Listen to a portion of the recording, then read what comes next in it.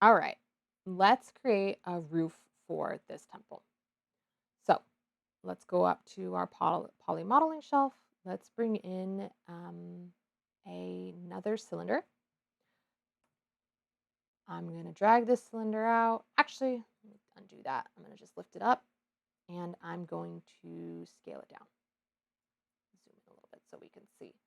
I'm going to scale it down like so. And I'm going to scale it out. Be easier to see it from above because we want it to be just as wide as the rest of the temple. Like this. Go back to perspective.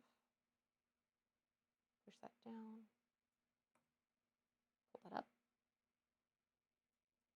Let's go to the front view to make sure that there's no gaps. We want it to be sitting right on top, like so. All right, looks good. Let's name this roof oops, base.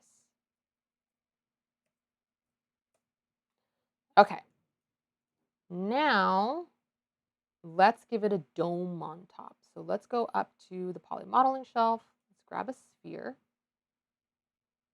I don't want to push that out. I actually want to pull that up. So now let's scale this sphere up. I'm going to hit R to scale. Looks good. W, let's pull it all the way up. Now, we don't want a full sphere. We actually just need half of it. We just need the dome part of it. So I'm going to delete half of this sphere. And I'm going to do that by right-clicking for the editing wheel. And I'm going to go to face. And I'm actually going to try to select half of the faces. Now, as you can see, the way that I just did it, I didn't actually grab all of the faces. I could try to sit here, maybe select a few, double click to select them. And you select them by holding shift to select and deselect. But that's kind of complicated. You see I missed some down here. I don't want to have to sit here and hold shift and select each one. It actually would just be much easier if I did it from the front view. So let's go back to the front view. I still have it in edit face mode, and I'm actually going to click and drag from down here. Let's go back to perspective. Let's see. I have some pop-ups in the other window. There we go. Looks good. Now the awesome thing with deleting in Maya is all you have to do is hit backspace on your keyboard. Okay, so we have, let's take this back to object mode. We have half the dome here. It looks good. Now, the one thing about polygons is they are empty inside. They are hollow. And you can tell they're hollow because these are the backside of the faces. And you can tell they're the backside because they're all black. And when they're all black, that means that there's no shaders on it, no textures, nothing. And usually you don't want to be able to see the backside of faces. Um, so you would do something like you would use an advanced tool, which I won't, called extrude, which is not something we're going to get too into because that's something we're going to learn about next week. But just to show you, what I could do is I could hit extrude, I could give it a thickness, and if I gave it a thickness, it would provide some faces on the inside. Um, but that's an advanced tool. And the nice thing is that when you're just doing a basic model, you can just hide the empty polygon, the hollow polygon where you see the backs of the faces. So I'm just going to undo a couple times, which is Control Z. And I'm just going to leave it like this. We're not even going to see this part. Doesn't even matter. So I'm going to hit W. I'm going to move that down. Go to the side view to make sure it's lined up. Looks good. And I hit R to scale, and I don't want to scale all of it, so I'm going to just grab these two right here by grabbing the square in between. Let's go right there.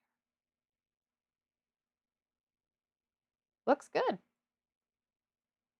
Go to object But we can't leave it just named P sphere 1, so let's rename that to roof top.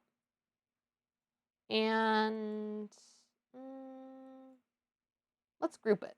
Let's group the roof base to the rooftop. So I'm going to select both, Control G, item group successfully.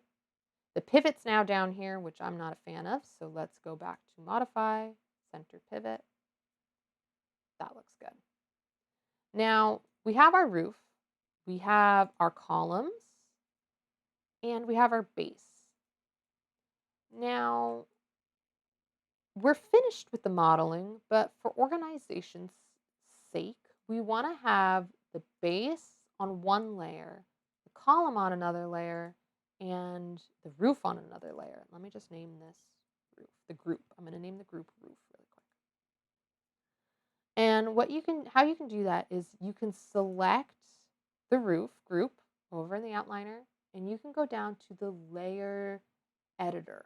Now the layer editor is in the same tab as the channel box, and it's beneath the display where layers, options, and help are. And this last button right here is where you can create a new layer and assign selected objects. So I've selected the roof, and I want to put them on one layer by themselves. So I'm going to click create a new layer and assign selected objects. Now it's just called layer 1, and I don't like that, so I'm going to double click to rename it, and I'm going to name it roof. Save. Oh, let's name it roof underscore LR for layer. And now with this V right here, you can actually toggle on and off the visibility. Let's do the same thing with the columns. Let's select the column group. Let's go over to the layers editor over here. Let's create a new layer with this assigned objects in the middle. And let's name that column underscore LR for layer. And right now the pivot is not in the center, which I'm not a fan of. So let's go up to modify, center pivot, get that back in the middle. And then now we can turn off the visibility of the column layer. Lastly, let's do the base. And while we're at it, let's just group the base while we're here. So Control G. Let's name this base. Let's make sure that it's selected in the outliner. Go and make a new layer. Let's name that layer base underscore LR for layer. And now we can turn on and off the visibility of that one. Alrighty, looks good. Now, last thing we're going to do is we are going to go up to File, and we're going to increment and save this scene, just so that we have a new version of the scene saved where the roof is done too. Okay, let's go look at that project folder. And now that version that we just saved is temple.004.